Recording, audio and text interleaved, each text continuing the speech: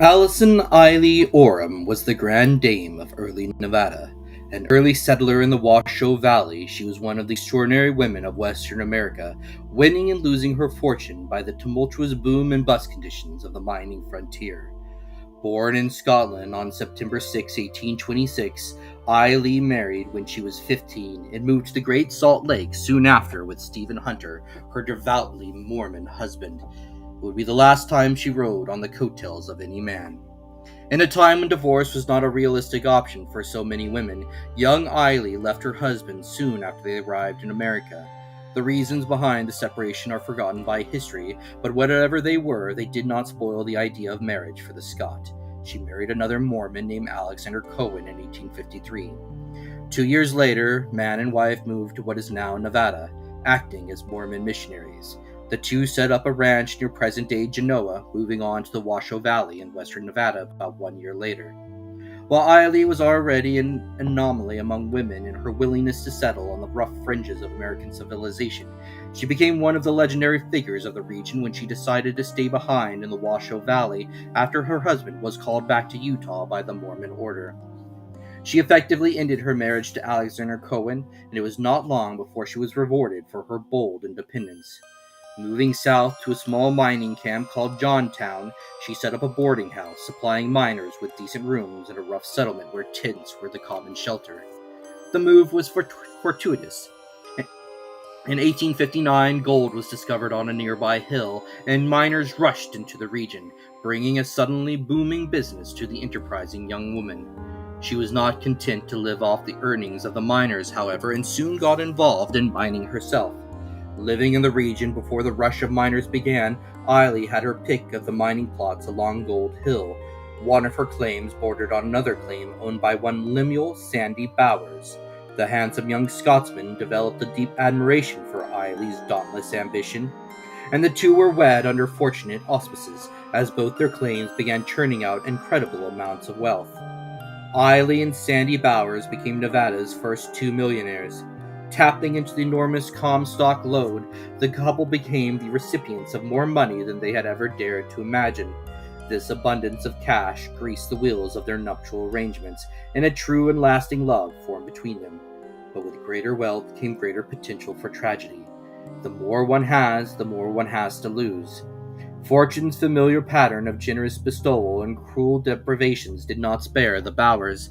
The twist of fate Eilley would suffer throughout the rest of her days turned her attention to mystical forces, and she spent the last years of her life engrossed in the spirit world, looking to the spirits of the underworld for guidance, until she became one of those spirits herself.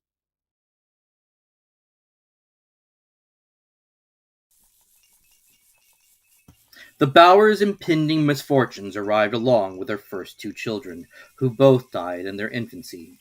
Perhaps the Bowers were seeking some respite from the sorrow of these losses when they commissioned their mansion to be built and took off on a 10-month trip through Europe.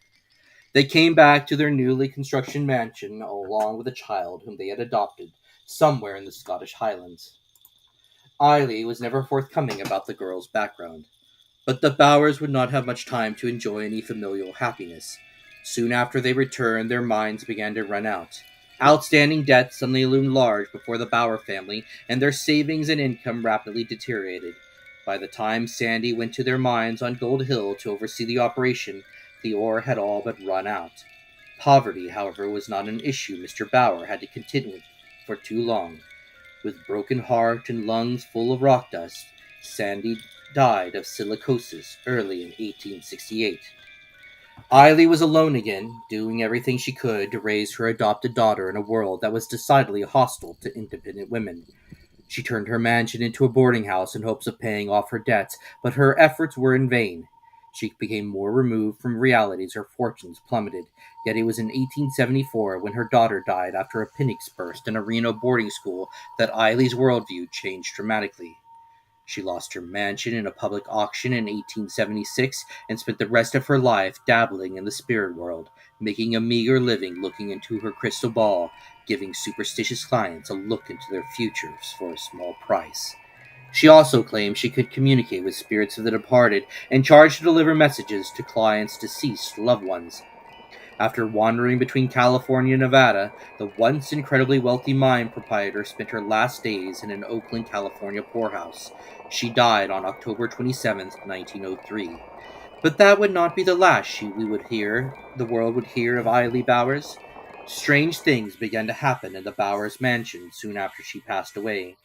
There were reports of mysterious sounds coming from deserted hallways and rooms.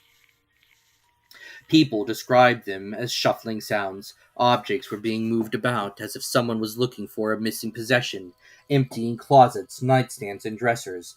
But investigations never revealed an intruder, just an empty, rearranged chamber. Other people claimed to see a stately looking matriarch dressed in Victorian splendor standing stoically before one of the mansion's windows, looking out on the estate's sprawling grounds. The woman was described as broad, with short dark hair and hard features. Descriptions that matched the portraits of the same legendary entrepreneur who had built the mansion. These sightings have increased dramatically since the Bower Mansion was opened for tours. Many believe Eilley is returning for her crystal ball, which is displayed in the mansion today.